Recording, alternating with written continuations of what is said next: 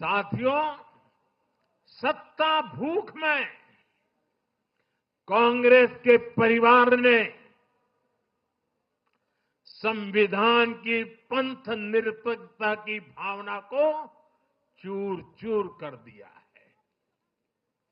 हमारे संविधान निर्माताओं ने उस समय 47 में विभाजन की विभीषिका के बीच भी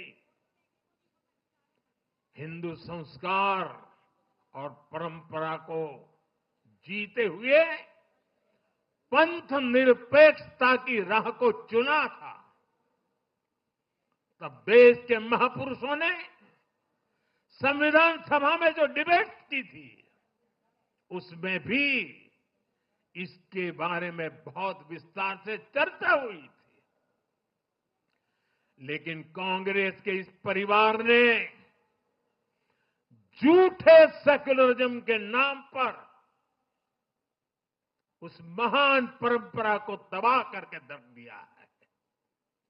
कांग्रेस ने तुष्टीकरण का जो बीज बोया, वो संविधान निर्माताओं के साथ बहुत बड़ा विश्वासघात है।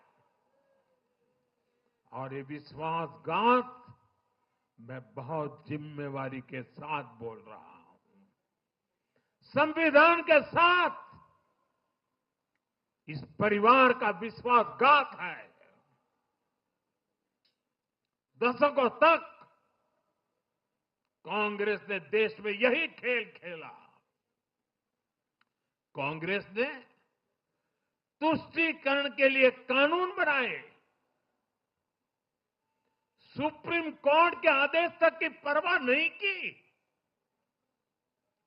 इसका एक उदाहरण वक्फ बोर्ड है।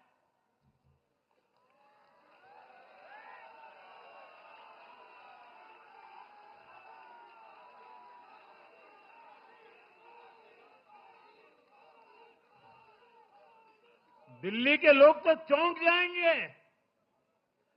हालात ये थी कि 2014 में इन लोगों ने सरकार से जाते जाते दिल्ली के आसपास की अनेक संपत्तियां वक्फ बोर्ड को सौंप दी थी।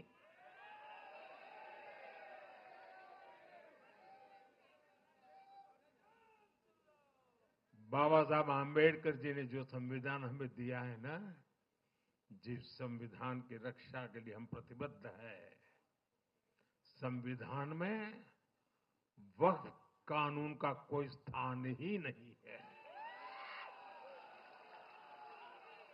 लेकिन फिर भी कांग्रेस ने तुष्टीकरण के लिए वक्फ बोर्ड जैसी व्यवस्था पैदा कर दी। ये इसलिए किया गया ताकि कांग्रेस के परिवार का वोट बैंक बढ़ सके। सच्ची पंथ निरपेक्षता को कांग्रेस ने एक तरह से मृत्यु दंड देने की कोशिश की है।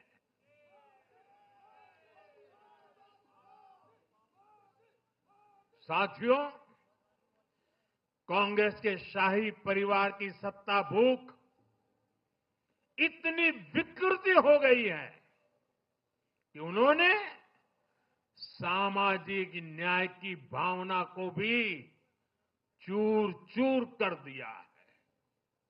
एक समय था जब कांग्रेस के नेता इंदिरा जी समेत खुद जात पात के खिलाफ बोलते थे, पब्लिकली लोगों को समझाते थे, एडवर्टाइजमेंट छापते थे। लेकिन आज यही कांग्रेस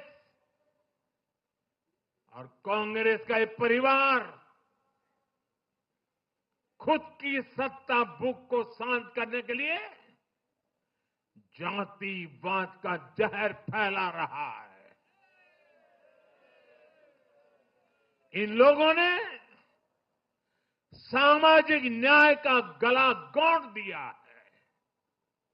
साथियों, एक परिवार की सत्ता भूख इतने चरम पर है कि उन्होंने खुद की पार्टी को ही खा लिया है।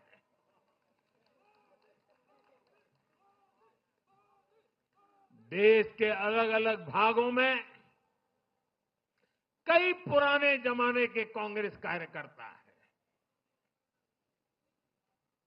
पुरानी पीढ़ी के लोग हैं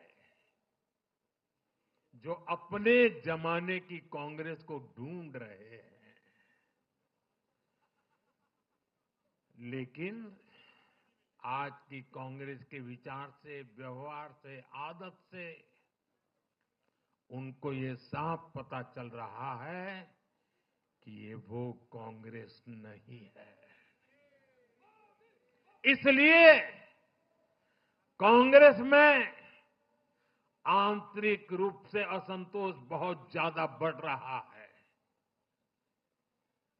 उनकी आरती उतारने वाले भले आज इन खबरों को दबा के रखे, लेकिन भीतर आग बहुत बड़ी है।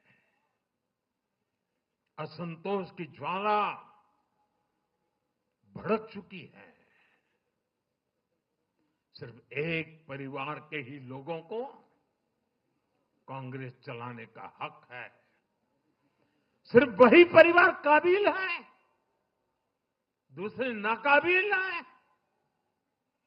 परिवार की सोच ने, इस जीत ने कांग्रेस में एक ऐसा माहौल भी बना दिया कि किसी भी समर्पित कांग्रेस कार्यकर्ता के लिए वहां काम करना मुश्किल हो गया है।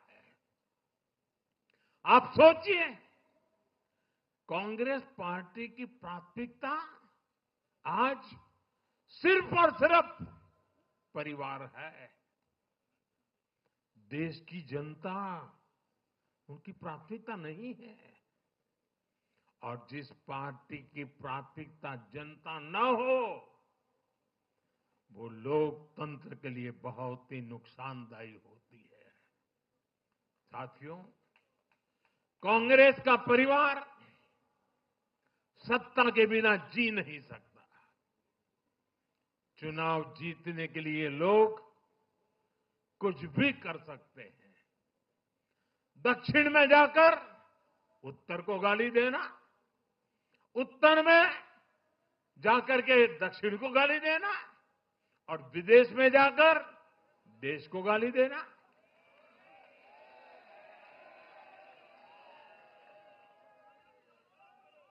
और अहंकार इतना कि ना किसी का मान, ना किसी की मर्यादा, और खुलेआम झूठ बोलते रहना, हर दिन एक नया झूठ बोलते रहना। यही कांग्रेस और उसके परिवार की सच्चाई बन गई है।